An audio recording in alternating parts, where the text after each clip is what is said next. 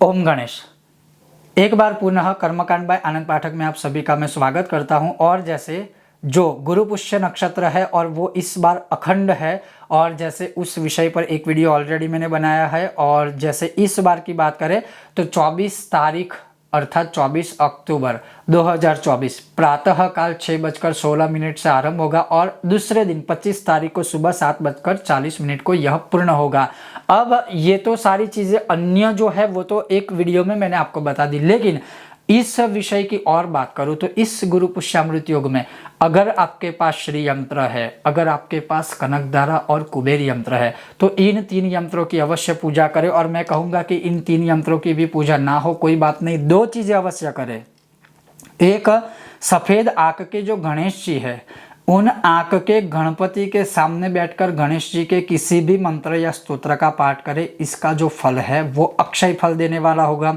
अगर आपके पास आंख के गणपति है तो अगर उसमें सिंदूर सूख गया है तो उसका पुनः सिंदूर से आप लेपन कीजिए। इसी गुरु पुष्यामृत योग में ये बहुत अच्छी बात होगी। और फिर आप उनके सामने जो है सुखाकर फिर मंत्र जाप आदि कीजिए। और दूसरा, जो शास्त्रों में बृहस्पति देवता के द्वारा कथित है वो है कि इस गुरु पुष्यामृत योग में श्री यंत्र की 16 उपचार पूजा कीजिए या अवश्य करवाइए।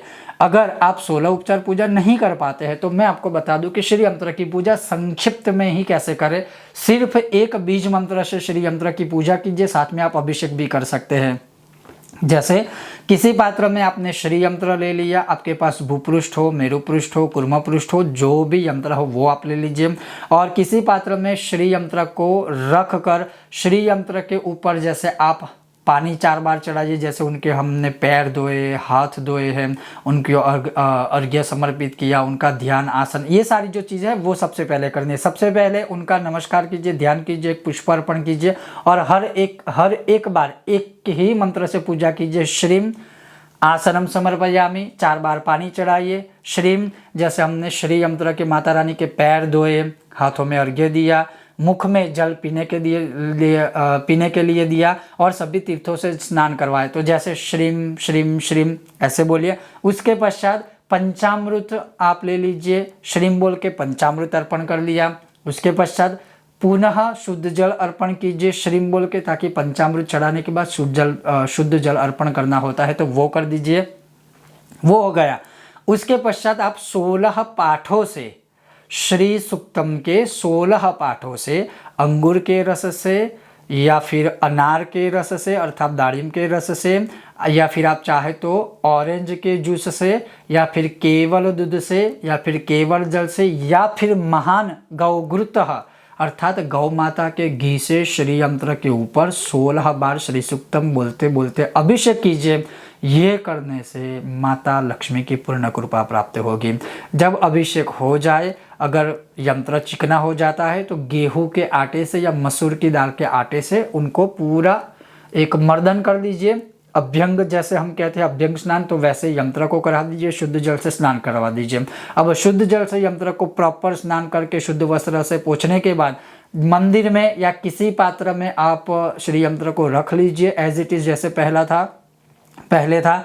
आप चाहे तो श्री यंत्र के ऊपर साड़ी अर्पण कर सकते हो, बाद में वो साड़ी आप अपने घर में भी चाहे तो स्वयं पहन सकते हो, जो भी माताएं या बहनें हैं। अगर वो चाहे तो किसी को दान भी दे सकते हैं। तो साड़ी या चुन्नी, जो भी आप चाहे, माता रानी का श्रृंगार होता है वह श्री यंत्र को अर्पण कीजिए। और उसके पश्चात श्री यंत्र के ऊपर लाल चंदन का टीका या कुमकुम का टीका या फिर चंदन का टीका लगाइए, जो अच्छा हो, केमिकल फ्री हो, लेकिन थोड़ा संभव नहीं है, लेकिन जो आपके पास प्राप्त हो उस प्रकार से चढ़ाइए। पुष्प की माला, पुष्प अर्पण कीजिए। फिर श्री यंत्र के आगे आप धूप दीप नैवेद्य, धूप बत्ती प्रज्वलित करिए, गौ माता के घी का दिया प्रज्वलित करें और नैवेद्य अर्थात प्रसाद के रूप में खीर, श्रीखंड या फिर सफ़ेद रंग की कोई भी चीज़ या भोग है वह आप माता रानी को श्री यंत्र के सामने अर्पण कीजिए। बाद में प्रसाद के रूप में आप खा सकते हैं, ग्रहण कर सकते हैं। इतना करने के बाद आप चाहे तो लक्ष्मी जी की आरती भी कर सकते हैं। आरती ना भी करें तो भी क्षमा याचना के रूप में आप उनको प्रार्थना कीजिए। और आप जिस कामना के लिए यह गुरु पुष्यामृत योग में यह प्रयोग करना चाहते हो वो कामना आप माता रानी के सामने बोल दीजिए। धन प्राप्ति, संतान प्राप्ति, विवाह हेतु, विद्या प्राप्ति, जो भी है वह इस प्रकार से श्री यंत्र की पूजा करनी चाहिए। और ये पूरी पूजा जब आप करते हो मन में या मध्यम स्वर से आपको केवल बोलना है। जैसे मैं एक उदाहरण दूं कि अगर मैं श्री यंत्र को टीका लगा रहा हूं तो मैं बोलूंगा श्रीम श्रीम, बस श्रीम एकाक्षरी बीज मंत्र से पूरा आप ऐसा पूरा श्री यंत्र की पूजा कर सकते हो।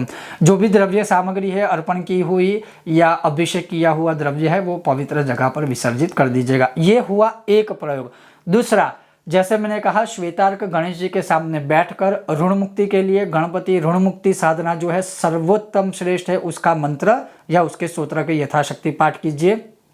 शत्रुओं के बल बुद्धि क्षय हेतु बगलामुखी माला मंत्र या बगला प्रत्यंगिरा कवच के आप पाठ कर सकते हो, या बगलामुखी ब्रह्मास्त्र माला मंत्र के भी आप प्रयोग कर सकते हो। इसके अलावा दुर्गा सप्तशती का जो मंत्र है सर्वा बाधा वाला, उसका भी प्रयोग कर सकते हो।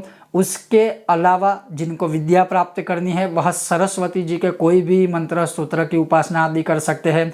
इसके अलावा आप अपने इष्ट देवता की भी साधना मंत्र जाप स्तोत्र कवच पाठ आदि कर सकते हो। कहने का तात्पर्य है इस गुरु पुष्यामृत योग में बाकी सारी चीजें तो है ही, लेकिन इसमें की गई साधना पूजा पाठ दान धर्म यज्ञ जप तप जो होता है वह अक्षय फल देने वाला होता है। और इसमें की गई साधना जप तप पूजा पाठ आदि है वह पुण्य लंबे काल तक दीर्घ काल तक हमें उसका फल प्रदान करने वाला होता है। तो अवश्य 24 तारीख गुरु पुष्यामृत योग में मत भूलिए, अच्छे दिन अच्छे अवसर में और अखंड गुरु पुष्यामृत योग है तो इसमें अवश्य हमें इसका लाभ लेना चाहिए।